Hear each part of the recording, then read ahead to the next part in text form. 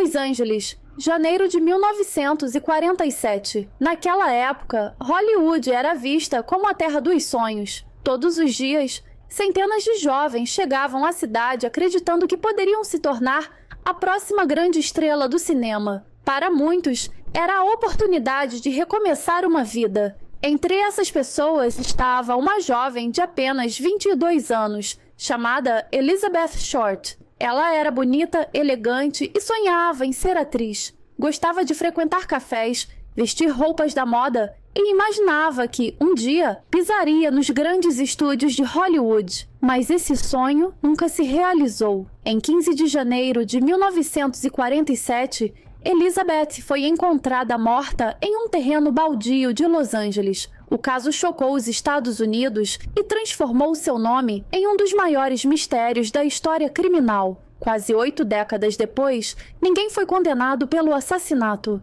Mais de 150 pessoas foram investigadas. Dezenas confessaram o crime. Diversos livros foram escritos, documentários produzidos e teorias continuam surgindo até hoje. Mas quem era Elizabeth Short? E por que seu assassinato continua intrigando investigadores quase 80 anos depois? Essa é a história da mulher que ficou conhecida como a Dália Negra. Elizabeth Short nasceu em 29 de julho de 1924, em Hyde Park, Massachusetts. Ela era a terceira de 5 filhas de Cleo Alvin Short e Phoebe May Sawyer Short. Sua infância foi marcada por dificuldades financeiras e instabilidade familiar. Quando Elizabeth ainda era criança, seu pai enfrentou sérios problemas econômicos durante a Grande Depressão. Em um determinado momento, seu carro foi encontrado abandonado sobre uma ponte. Como não havia qualquer sinal dele, todos acreditaram que Cleo havia tirado a própria vida. A notícia devastou a família. Phoebe passou a criar sozinha as 5 filhas, trabalhando em diferentes empregos para conseguir sustentá-las. Mas anos depois aconteceu algo inesperado. Cleo estava vivo. Ele simplesmente havia abandonado a família e começado uma nova vida na Califórnia. A descoberta abalou Elizabeth. Mesmo assim, anos mais tarde, ela decidiu tentar reconstruir a relação com o pai e foi morar com ele por um curto período. A convivência, porém, não deu certo. Os dois discutiam constantemente e Elizabeth acabou deixando a casa. Desde adolescente, Elizabeth era apaixonada pelo cinema. Ela admirava estrelas como Rita Hayworth e sonhava em trabalhar em Hollywood. Quem a conhecia dizia que era simpática, extremamente vaidosa e sempre muito bem arrumada. Ela também gostava de chamar atenção, usava vestidos elegantes, maquiagem impecável e costumava dizer às pessoas que estava prestes a conseguir papéis importantes no cinema. Na realidade, não existem registros de que Elizabeth tenha atuado profissionalmente. Ela sobrevivia fazendo pequenos trabalhos e contando com a ajuda de amigos. Depois do fim da Segunda Guerra Mundial, Los Angeles vivia um enorme crescimento. Milhares de jovens chegavam diariamente tentando uma oportunidade na indústria cinematográfica. Elizabeth acreditava que poderia ser uma delas. Ao chegar à Califórnia, Elizabeth não tinha dinheiro suficiente para manter uma residência fixa. Ela passou por diferentes hotéis, pensões e casas de amigos. Esse detalhe acabou dando origem a uma das maiores lendas do caso. Até hoje, muitos vídeos afirmam que Elizabeth morou no famoso Hotel Cecil. No entanto, historiadores especializados afirmam que não existe documentação confiável que comprove essa informação. O que realmente se sabe é que Elizabeth mudou diversas vezes de hospedagem durante os meses que antecederam sua morte. Seu último local confirmado antes do desaparecimento foi o Biltmore Hotel, no centro de Los Angeles. Mesmo assim, a associação com o Hotel Cecil continua sendo repetida porque o hotel ficou conhecido, décadas depois, por diversos outros casos misteriosos. No início de janeiro de 1947, Elizabeth estava tentando reorganizar sua vida. Ela conheceu Robert Redmanley, um vendedor casado que dirigiu até San Diego para buscá-la e levá-la de volta a Los Angeles. Segundo o depoimento dele à polícia, os dois passaram algumas horas juntos de forma amigável. Na tarde de 9 de janeiro de 1947, Manley deixou Elizabeth em frente ao Biltmore Hotel. Funcionários relataram tê-la visto usando o telefone no saguão do hotel. Depois disso, Elizabeth Short desapareceu. Durante quase uma semana, ninguém soube onde ela esteve. Esse intervalo continua sendo um dos maiores mistérios do caso. Os investigadores nunca conseguiram reconstruir completamente seus últimos dias de vida. Algumas testemunhas afirmaram tê-la visto em diferentes locais da cidade. Outras informações nunca puderam ser confirmadas. É justamente essa lacuna que alimenta inúmeras teorias até hoje. Enquanto familiares e amigos não sabiam onde Elizabeth estava, ninguém imaginava que, poucos dias depois, seu nome entraria para sempre na história criminal dos Estados Unidos. Na manhã de 15 de janeiro de 1947, uma moradora de Los Angeles caminhava por um terreno baldio no bairro de Leimert Park, quando avistou algo incomum à distância. À primeira vista, ela acreditou que fosse um manequim abandonado. Ao se aproximar, percebeu que se tratava do corpo de uma mulher.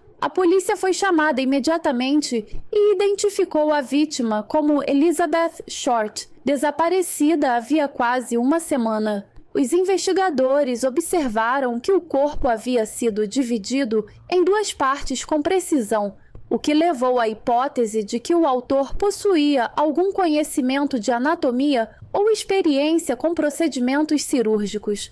Também concluíram que o local da descoberta provavelmente não era a cena do crime, pois praticamente não havia vestígios que indicassem que o homicídio tivesse ocorrido ali. A forma como o corpo foi deixado chamou a atenção dos investigadores e da imprensa, tornando o caso imediatamente um dos mais comentados dos Estados Unidos. Em poucas horas, jornais de todo o país estampavam a história em suas manchetes. Curiosamente, Elizabeth Short nunca foi chamada de Dália Negra enquanto estava viva. O apelido surgiu após sua morte, criado por jornalistas que cobriam o caso. A inspiração veio do filme noir The Blue Dahlia, A Dália Azul, estrelado por Alan Ladd e Veronica Lake, que havia estreado poucos meses antes e era um grande sucesso. Segundo relatos da época, Elizabeth também costumava usar roupas escuras, o que reforçou a associação feita pela imprensa. O nome Black Dahlia, ou Dália Negra,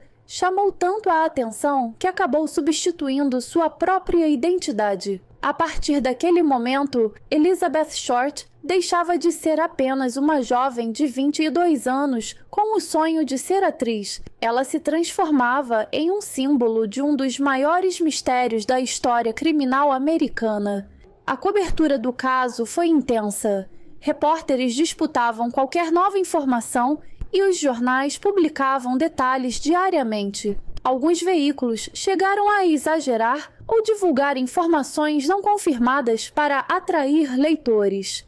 Em um episódio marcante, um jornalista telefonou para a mãe de Elizabeth, fingindo que sua filha havia vencido um concurso de beleza. Somente depois de criar essa falsa expectativa, revelou que Elizabeth havia sido encontrada morta. A atitude foi duramente criticada e mostra como parte da imprensa da época priorizava o impacto da notícia em vez do respeito à família. Enquanto isso, cartas, telefonemas e mensagens começaram a chegar às redações. Algumas pessoas afirmavam saber quem era o assassino, outras diziam ser o próprio criminoso. A maioria dessas informações acabou se mostrando falsa. A polícia de Los Angeles montou uma grande força-tarefa para solucionar o caso. Centenas de pessoas foram entrevistadas. Amigos, conhecidos, antigos namorados e qualquer pessoa que tivesse cruzado o caminho de Elizabeth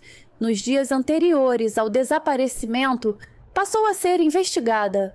Os investigadores também tentaram reconstruir seus últimos movimentos. Sabiam que ela havia sido vista pela última vez no Biltmore Hotel, mas não conseguiram determinar com certeza onde ela esteve durante os dias seguintes. Essa lacuna se tornou um dos maiores obstáculos da investigação. Sem uma linha do tempo completa, Era extremamente difícil identificar quem esteve com Elizabeth antes de sua morte. Poucos dias após o caso ganhar repercussão nacional, os jornais começaram a receber cartas assinadas por alguém que dizia ser o responsável pelo crime. Em um dos envelopes estavam objetos pessoais pertencentes a Elizabeth, o que levou a polícia a acreditar que o remetente realmente poderia ter tido contato com a vítima ou com seus pertences. Especialistas analisaram impressões digitais, a caligrafia e outros indícios,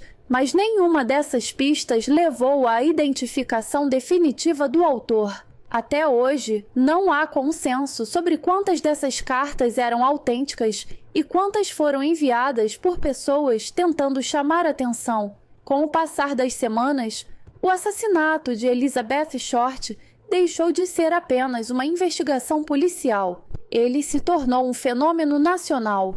Programas de rádio comentavam o caso diariamente. Jornais dedicavam páginas inteiras às novas pistas. Moradores enviavam teorias à polícia. A pressão para encontrar um culpado aumentava a cada dia. Mesmo assim, a investigação parecia andar em círculos. Novos suspeitos surgiam constantemente, mas nenhum deles podia ser ligado ao crime de forma conclusiva. E, enquanto a polícia tentava encontrar respostas, uma pergunta começava a tomar conta da população. Quem matou Elizabeth Short? A caçada ao assassino. Nas semanas que se seguiram ao assassinato de Elizabeth Short, Los Angeles viveu um verdadeiro estado de tensão. A polícia recebia centenas de ligações por dia. Pessoas afirmavam ter visto Elizabeth nos dias anteriores ao desaparecimento. Outras garantiam conhecer o assassino.